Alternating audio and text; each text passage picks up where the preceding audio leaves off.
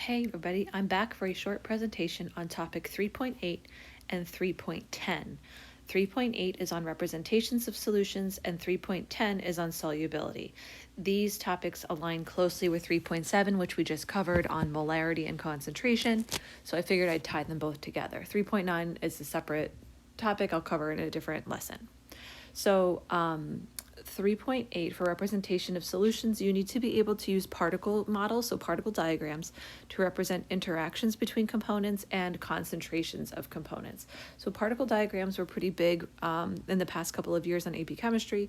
They want you to be able to interpret particle diagrams as well as create your own based on concentrations and to show the alignment of particles with one another when the particles dissolve. So when you represent solutions in particle diagrams, you need to show relative amounts of particles or concentrations. That would be based on the molarity. They're not going to have you draw like crazy quantities of things, but you need to make sure that when you have something like an ionic substance dissolving, that you show it dissociating into the appropriate number of particles. You also need to be able to show the interaction between the solvent, which is usually going to be water, and the solute particles. So you want to make sure you understand the polarity of water and how that will align with ions when you dissolve them in the water. You can have liquids in liquids following the like dissolves like rule and gases with gases, but I've really not seen them ask students to interpret or draw particle diagrams with them. You'll be seeing solids in liquids. When substances dissolve, there is energy changes involved in the solvation process. It's a three-step process. You need to break apart the solute to solute interaction. So the ionic bonds need to be broken, and that's dependent upon lattice energy. Or if you're dealing with a molecular substance like sugar, the intermolecular forces between the sugar molecules need to break. Because sugar is covalent, when it dissolves, the sugar molecules don't break apart.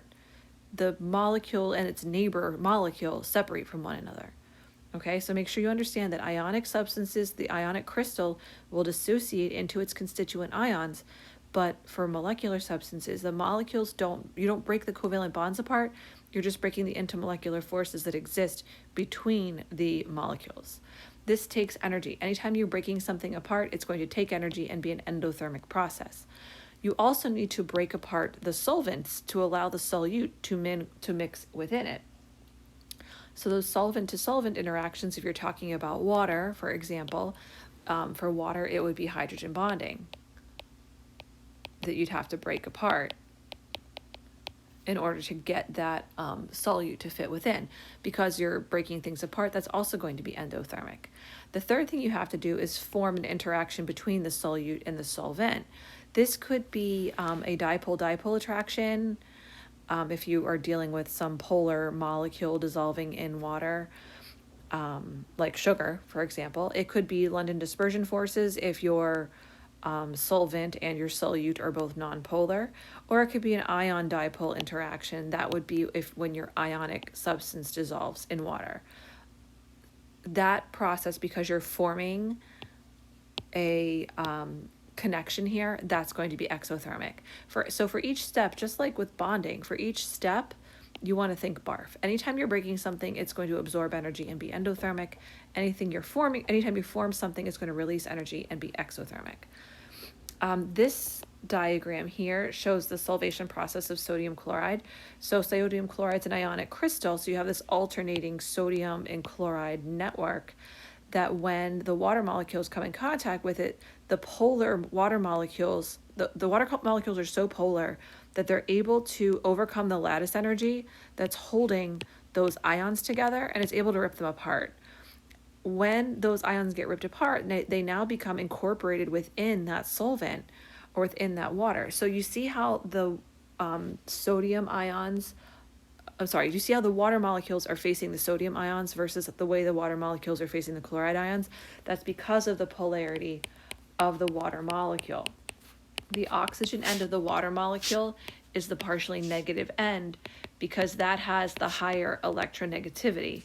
The hydrogen end of the water molecule is partially positive because it has the lower electronegativity value. Therefore, when you're dealing with sodium ions and chloride ions, take their charge into consideration. The chloride anion, which is negative, will have the positive regions of the water molecule adjacent to it, whereas the cation, the sodium cation, will have the negative, partially negative oxygen region of the water molecule adjacent to it. You don't need to know like how many water molecules. If you're asked to draw a structure, like the question will tell you how many water molecules you need to show. But 4 or 5 is plenty. Oops.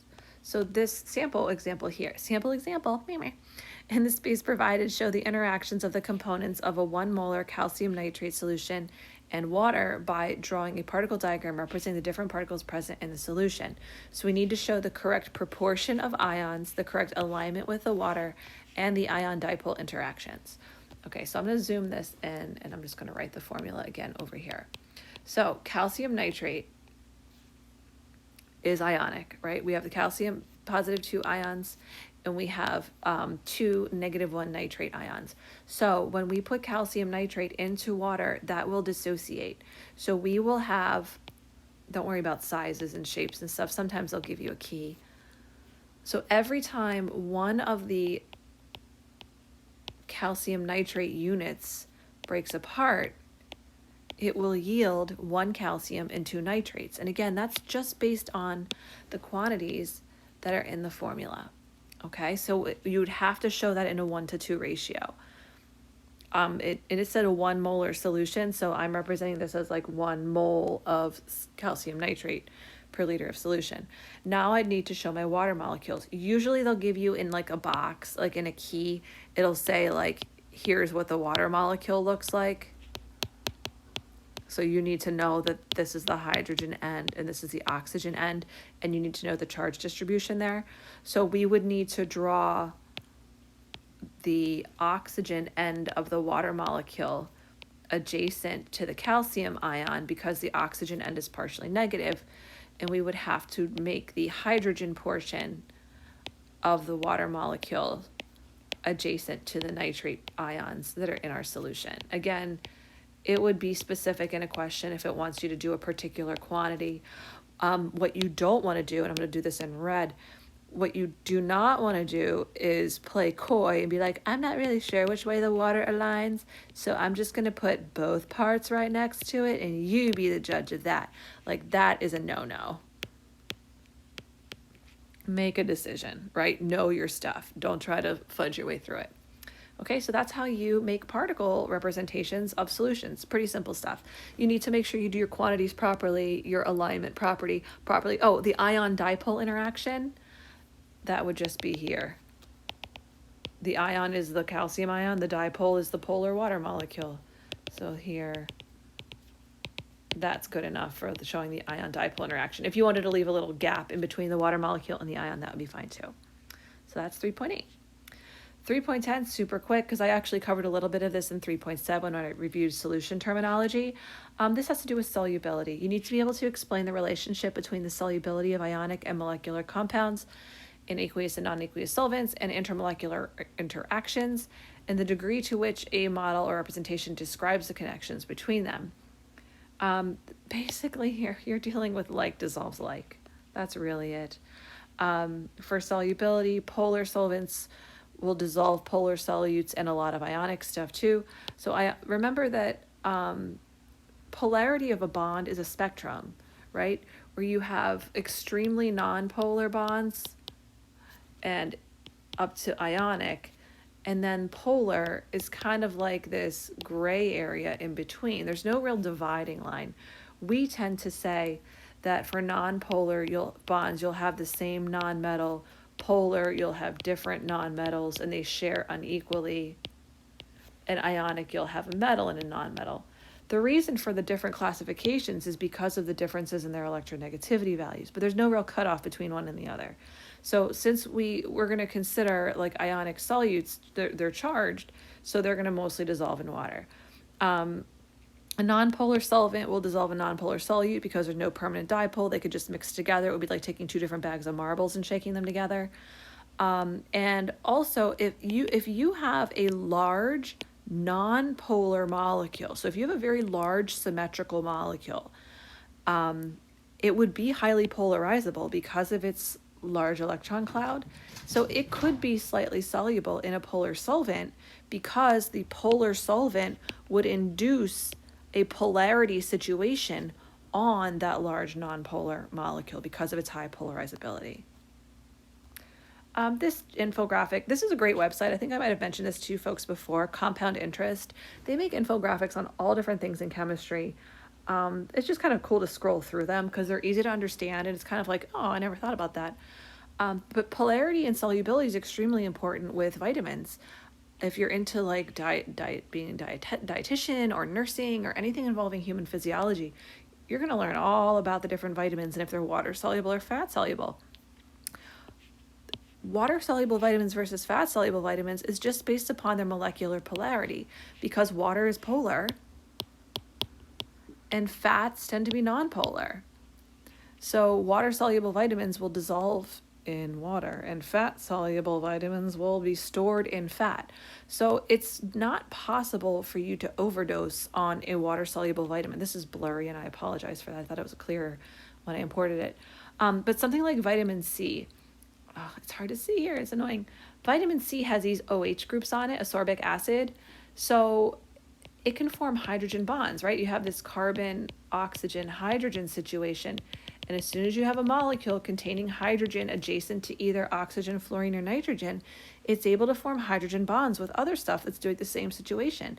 So something like vitamin C can dissolve in water. So when I was pregnant with my first son, I should have turned into a clementine orange because I ate so many of them. Like I was craving citrus fruits and like acidic things like tomato sauce, stuff like that. Lots of vitamin C, but you can't overdose on it because it's water soluble. Any excess in your body is going to be flushed out in your urine.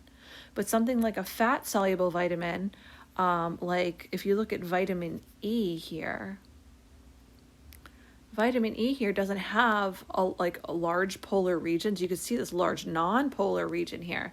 So certain vitamins, and I don't know them offhand because I forgot that part of my past, memorizing all that stuff, but a fat-soluble vitamin could be stored in your tissues and it could become toxic in large doses. So solubility is extremely important with any types of vitamins, minerals, and things that are in your body and needed to maintain homeostasis. So that's really it for the 3.10. It's just understanding that like dissolves like and how that is determined by molecular polarity. Hope that